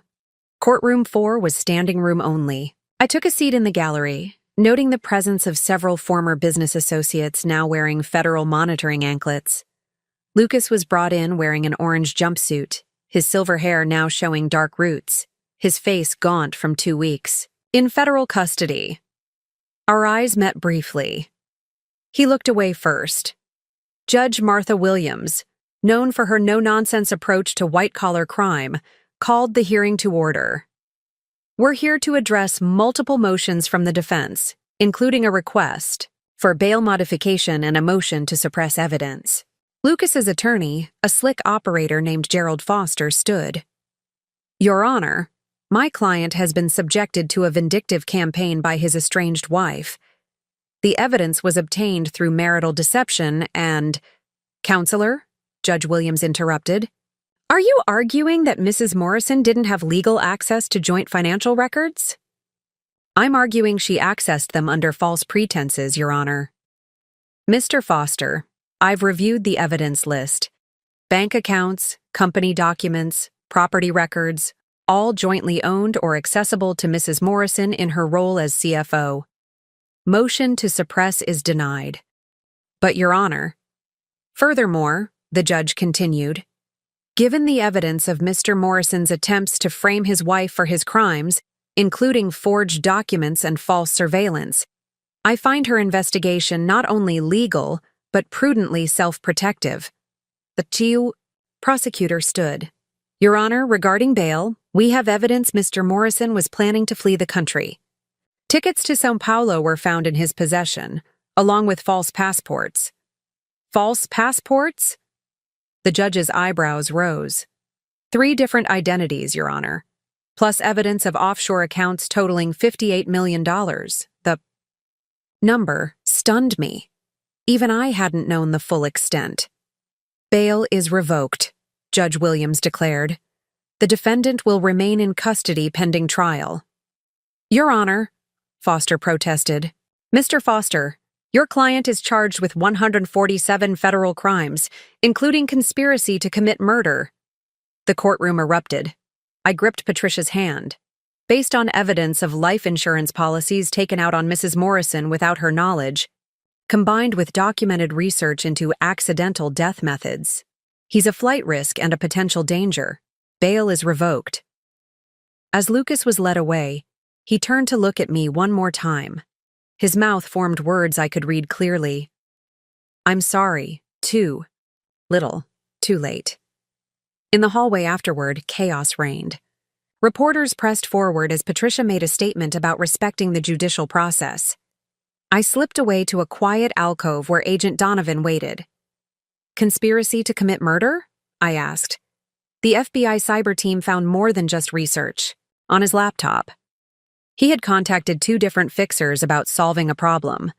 One was an undercover agent. My legs felt weak. He actually hired someone to kill me? He was in negotiations when you exposed everything at your birthday party. Your timing may have saved your life. I leaned against the wall, processing this information. The man I'd shared a bed with for 25 years had been plotting my death. Margaret, Kevin Donnelly approached. Your sons are here. They flew in this morning. James and Oliver waited in a conference room, both wearing suits, both looking older than their years. Mom, Oliver embraced me first. We heard what they said in court, about Dad planning to— I'm okay, I assured them. I'm safe now. He's done, isn't he? James asked. Even with the best lawyers, he can't beat this. Gerald Foster's already reaching out about a plea deal, Patricia confirmed, entering the room. Life without parole is the best he can hope for now. Good, Oliver said coldly. Let him rot. I looked at my sons, successful, principled young men despite their father's influence. They were perhaps the only good thing to come from my marriage to Lucas. What happens to the company now? James asked. We rebuild, I said firmly. New leadership, new values, complete transparency. And you as CEO? If the board maintains their confidence, yes, they will, Patricia assured me. The stock's up 12% since your press conference. Investors appreciate honest leadership. That evening, I stood on the balcony of my hotel suite. I couldn't bear returning to the penthouse yet, watching Chicago's skyline glitter against the night sky. The city Lucas had tried to corrupt through bribery and intimidation would survive. His downfall, so would I. My phone buzzed with a message from Janet. Saw the news. Are you okay? Baby kicked for the first time today. Somehow fitting. I smiled, texting back. I'm okay. Congratulations on the kick. New beginnings for all of us. The legal consequences were just beginning. Lucas faced life in prison. His co-conspirators were falling like dominoes. The company would face years of audits and oversight, but I was free. Free from lies, manipulation, and fear. Free to rebuild my life and my company on a foundation of truth. Tomorrow would bring more challenges. Tonight, I would sleep peacefully, for the first time in months, knowing justice was finally being served. 6 months later, I stood in the newly renovated Morrison Industries boardroom, watching Chicago's autumn skyline through floor-to-ceiling windows. The company had been rebranded as Aurora Enterprises, a new dawn, a fresh start. Today marked our first shareholders' meeting since the scandal broke. "Ready?" Richard Blackstone asked, adjusting his tie. "As I'll ever be." The boardroom filled, with investors, many of whom had threatened lawsuits 6 months ago. Now they wore cautiously optimistic expressions as they reviewed our latest financial reports. "Ladies and gentlemen," I began, clicking through the presentation. 6 months ago, Aurora Enterprises faced an existential crisis. Today, I'm proud to report we've not only survived but thrived. The numbers spoke for themselves. Stock price up 45%, 3 major government contracts secured, employee satisfaction at an all-time high. Our radical transparency initiative, publishing all executive salaries and company expenditures online, had earned praise from business ethics organizations. "Questions?" I asked after concluding. Margaret Phillips, representing a major pension fund, raised her hand. "What's the status of the legal proceedings?" "Lucas Morrison pled guilty to all charges last week. He'll be sentenced next month. Prosecutors are recommending 30 years. His co-conspirators have received sentences ranging from 5 to 20 years. And the civil lawsuits?" "Settled. Insurance covered most claims. Lucas's personal assets, including properties purchased with stolen funds, are being liquidated to compensate victims." After the meeting, Richard walked with me to my office.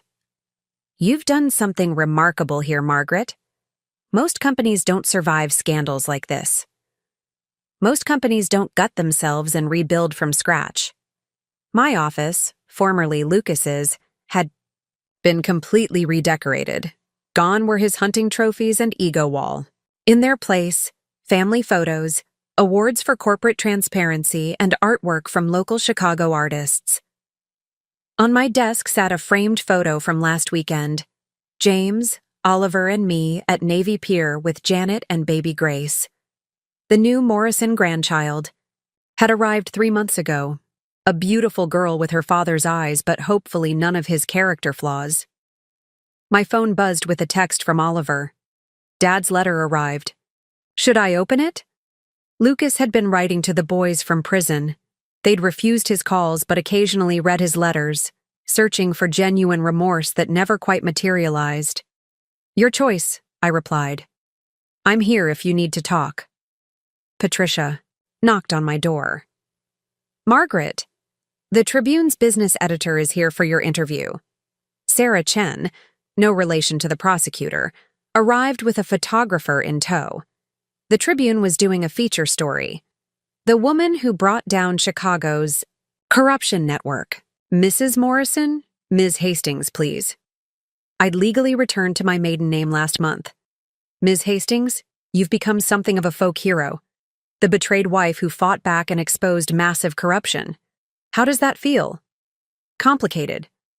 I never wanted to be a hero. I just wanted the truth. You've received death threats from some of the families affected by the arrests. Are you afraid? I was more afraid when I was living with Lucas, not knowing what he might do next. Now I have excellent security and, more importantly, I have truth on my side. Speaking of Lucas, you're attending his sentencing next month? Yes. Not for closure, I found that months ago, but to bear witness. To remind the court of his victims, including yourself, including everyone he betrayed, investors, employees, charities, taxpayers, and yes, his family. Do you regret exposing him? I regret that it was necessary. I regret staying silent. for so long, but exposing the truth? Never. One final question. Janet Caldwell, your husband's former mistress, now works for your charitable foundation. That's an unusual relationship. Janet was another victim of Lucas's manipulation. She's young, raising his child alone, and has shown genuine remorse. Besides, baby Grace deserves to know her half-brothers. Family is complicated. After the interview, I checked my schedule. Dinner with James and Oliver tonight. Tomorrow, breakfast with Janet to discuss Grace's christening. Then a board meeting about expanding our ethics compliance department. My phone rang. An unknown number. Usually I'd let security screen it, but something made me answer. Hello? Margaret? The voice was familiar but weak. It's Elodie Summers, Lucas's former mistress, the one who'd needed an abortion in Switzerland. I saw you on CNN, she continued. I wanted to say thank you. What you did took incredible courage. Elodie, I'm so sorry for what you went through. Don't be. Lucas was a master manipulator. We were all his victims. I just wanted you to know. You saved other women from going through what I did. After we hung up, I stood at my window, watching Chicago's afternoon bustle below. 6 months ago, I'd felt trapped in a cage of lies. Now I ran a thriving company, had reconciled with my sons, and had even found an unexpected friendship with Janet and baby Grace. The phone rang again. Judge Williams's clerk. Ms. Hastings, the judge wanted you to know, we've seized additional assets from Mr. Morrison's cryptocurrency accounts, another $12 million. How did he? Hidden in divorce papers from his first marriage 28 years ago. Apparently he's been stealing longer than anyone realized. His first marriage? I'd never even known Lucas had been married before me. The funds will be distributed to his victims, the clerk continued. The judge thought you should know first. After hanging up, I laughed. Not from humor, but from the absurdity of it all. Even now, Lucas's lies continued to surface like bodies from a deep lake, but they no longer had power over me. I'd transformed from victim to victor, from the manipulated wife to the CEO who saved a company. The cage door wasn't just open. I'd melted down the bars and forged them into something new. My phone buzzed with a text from Richard. Bloomberg wants to feature you in their 50 most influential women in business. Interested? I smiled and typed back. Tell them yes. The turning point had passed. What lay ahead was a future I controlled, transparent, honest, and entirely my own. The Federal Correctional Facility in Marion, Illinois, was a sterile fortress of concrete and razor wire. I hadn't planned to visit Lucas before his sentencing, but his lawyer's desperate call changed my mind. He's refusing to sign the final plea agreement unless he speaks with you, Gerald Foster had said. Without his signature, this could drag on for years. Now I sat in the attorney-client meeting room, waiting. When the door opened and Lucas shuffled in, orange jumpsuit hanging loose on his diminished frame, I barely recognized the man I'd married. Margaret. His voice cracked. Thank you for coming. You have 15 minutes. He sat across from me, hands cuffed to the table. You look good, happy. I am. The company's thriving, your sons are succeeding, and your daughter is healthy. Grace, he said the name like a prayer. Janet sends pictures. She's generous. More than you deserve. I know. He looked down at his cuffed hands. I know what you must think of me. Do you? Because 6 months ago, I thought I knew the worst. Then I learned about your plans to have me killed. I never would have... Stop. My voice was sharp. Even now, you can't tell the truth. You hired fixers. You researched accident methods. You took out life insurance policies. I was desperate. The Torino family was threatening to expose you, not to harm me or the boys. I've read all the FBI transcripts, Lucas. They wanted money, not blood. You chose potential murder over public humiliation. He slumped in his chair.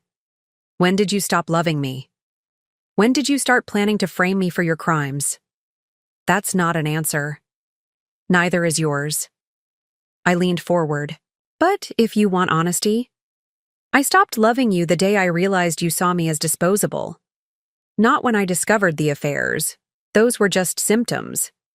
But when I understood that you'd sacrifice anyone, including the mother of your children, to save yourself. I built that company for us, for our family. You built it for your ego, using my money, my connections, my expertise, then trying to erase my contributions. Tell me, Lucas, was I ever more than a convenient resource to you? He was quiet for a long moment. In the beginning, yes. I loved your brilliance, your drive. But then what? Then you were always so competent, so perfect. I started feeling like a fraud next to you. So you decided to commit actual fraud? I wanted to prove I could succeed without you. I was the genius everyone thought I was. By stealing money and having affairs. The money started as temporary borrowing. The affairs?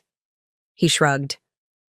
They made me feel powerful, in control, while secretly building a case to have me declared mentally unstable. I thought if you seemed crazy, no one would believe you if you discovered anything. Including our sons? I didn't think that far ahead. You never did. I checked my watch. 5 minutes left. Why did you really want to see me? To apologize. For which part? The affairs? The embezzlement? The gaslighting? The murder plot? All of it. He met my eyes. Margaret, I destroyed everything. Good in my life. I hurt you, our sons, even Janet and Grace. I've lost everything. You haven't lost everything. You're still breathing, which is more than you planned for me. I deserve whatever sentence they give me. Yes, you do. Will you? He hesitated. Will you let me write to Grace someday, when she's older? I considered this. That's Janet's decision, not mine. But I won't stand in the way if she agrees. And the boys? They're grown men. They'll decide for themselves. They hate me. They're disappointed, angry, betrayed. But hate? I don't think they have the energy for hate. You're simply irrelevant to their lives now. The words hit him harder than any accusation. His shoulders sagged. Is there anything else? I asked. Your lawyer said you won't sign the plea without talking to me. I wanted to ask, could you forgive me someday? I thought about 25 years of marriage, 2 sons, countless lies, and systematic betrayal. I don't know, I said honestly. Forgiveness isn't about you, Lucas. It's about my peace of mind. Right now, I'm focused on rebuilding what you destroyed. Maybe someday I'll have room for forgiveness. But today isn't that day. The guard knocked. Time's up. Lucas nodded. I'll sign the plea. 30 years, possibility of parole after 20. Good. As the guard unlocked his cuffs from the table, Lucas spoke quickly. I did love you once, Margaret. Before I lost myself to greed and ego. That man you married, he existed briefly. Maybe he did, I conceded. But he's been gone for a very long time. I walked out of the prison into brilliant afternoon sunshine. My phone showed missed calls from the office, but they could wait. I needed a moment to process this final conversation with my ex-husband. A text arrived from Oliver. How did it go? He'll sign the plea, I replied. It's over. Good. Dinner tonight? James and I want to take you somewhere nice. I'd like that. Another text from Janet. Grace said gamma today. I think she means you. I smiled, feeling something shift inside me. The past no longer held power over me. Lucas was just a man, in an orange jumpsuit, facing the consequences of his choices. I had a company to run, sons who loved me, and a granddaughter learning to speak. The future stretched ahead, bright with possibility. As I drove back to Chicago, I realized I felt something I hadn't experienced in years: genuine happiness. Not the performed contentment of a trophy wife, but real joy at the life I'd built from the ashes of my marriage. Lucas had tried to destroy me. Instead, he'd freed me to become who I was meant to be all along. 1 year later, I stood before a packed audience at the Chicago Economic Club, delivering the keynote address for their annual Women in Leadership Conference. The woman who had once played the silent, supportive wife now commanded the attention of 500 business leaders. A year ago, my life imploded in the most public way imaginable, I began. My husband of 25 years was exposed as a criminal, my marriage revealed as a sham, and my company teetered on the edge of bankruptcy. I paused, looking out at faces that reflected my own journey, women who'd fought for their place in boardrooms, who'd overcome betrayal, who'd rebuilt after devastation. Today, Aurora Enterprises is valued at twice what Morrison Industries was worth at its peak. We've created an ethics division that other companies now hire as consultants. And I stand here not as a victim, but as proof that sometimes our greatest catastrophes become our greatest opportunities. After my speech, I was surrounded by well-wishers and aspiring entrepreneurs. Among them was Grace, now walking, her dark curls bouncing as Janet chased after her. Gamma. Grace reached for me and I scooped her up. "There's my girl," I said, kissing her cheek. Despite everything, I'd grown to love Lucas's daughter as my own granddaughter. Janet smiled. She wouldn't nap until we got here. I told her Gamma was giving an important speech. "How are things at the foundation?" "Excellent. We've helped 12 women leave abusive relationships this month. Your story inspired them. Proof that it's never too late to reclaim your life." James and Oliver joined us, both now serving on Aurora's board while pursuing their own careers. "Mom," Oliver said, "Bloomberg's here. They want to discuss that documentary series. The one about corporate whistleblowers? And survivors of financial abuse," James added. "They specifically mentioned your case has helped change legislation in 3 states. My phone buzzed with a calendar reminder. Lucas Morrison sentencing hearing. 2 weeks. I'd already decided not to attend. Lucas had received his 30 years, with eligibility for parole after 20. The man who'd once controlled every aspect of my life was now just a number in the federal prison system. "Oh," Janet said. "I meant to tell you. Derek called. Derek Hansen, my new relationship. We'd met 6 months ago at a charity function. He was a widowed architect who'd lost his wife to cancer. We took things slowly, both of us healing from different kinds of loss. He's cooking dinner for us tonight," Janet continued. "Said something about testing recipes for Grace's birthday party." I smiled. Derek had embraced my complicated family, without hesitation, even Janet and Grace. He understood that healing meant accepting all parts of my past, not erasing them. "Mrs. Hastings?" A young woman approached, clutching a notebook. "I'm Sarah Williams, first year at Northwestern Law. I wanted to thank you. Your case inspired me to specialize in financial crimes prosecution, specifically protecting spouses from financial abuse." "That's wonderful," I said warmly. "We need more prosecutors who understand these crimes." After she left, Oliver chuckled. "Remember when Dad said you'd be nothing without him?" "I remember," I said, watching Grace play with my pearls. "Turns out he was nothing without me." My phone buzzed again, this time with an email from the White House. The president wanted to appoint me to a financial crimes task force. "Another government position?" James asked, reading over my shoulder. "Just advisory," I said. "But yes." "Taking it?" I thought about the year that had passed. The shame and humiliation of Lucas's betrayal had transformed into purpose. I now had a platform to help others escape similar situations. Yes, I decided. I'm taking it. That evening, as I prepared for dinner with Derek and my extended family, I caught my reflection in the mirror. The woman looking back wasn't the same one who'd dressed for her 50th birthday party. That woman had been trapped in a performance, playing the role of perfect wife. This woman was free. Imperfect, scarred by betrayal, but authentically herself. My phone showed a text from Derek. Made Grace's favorite mac and cheese. Janet's bringing dessert. Can't wait to celebrate your speech today. Proud of you.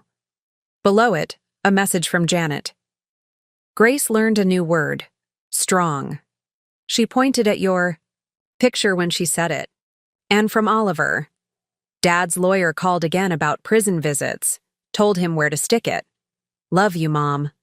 I smiled, applying lipstick, my own choice now, not Lucas's preference. Downstairs, my chosen family waited. My sons, my ex-husbands, mistress who'd become a friend, his baby daughter who called me Gamma, and a good man who loved me for who I was, not what I could provide. A year ago, Lucas had tried to destroy me. Instead, he'd set me free.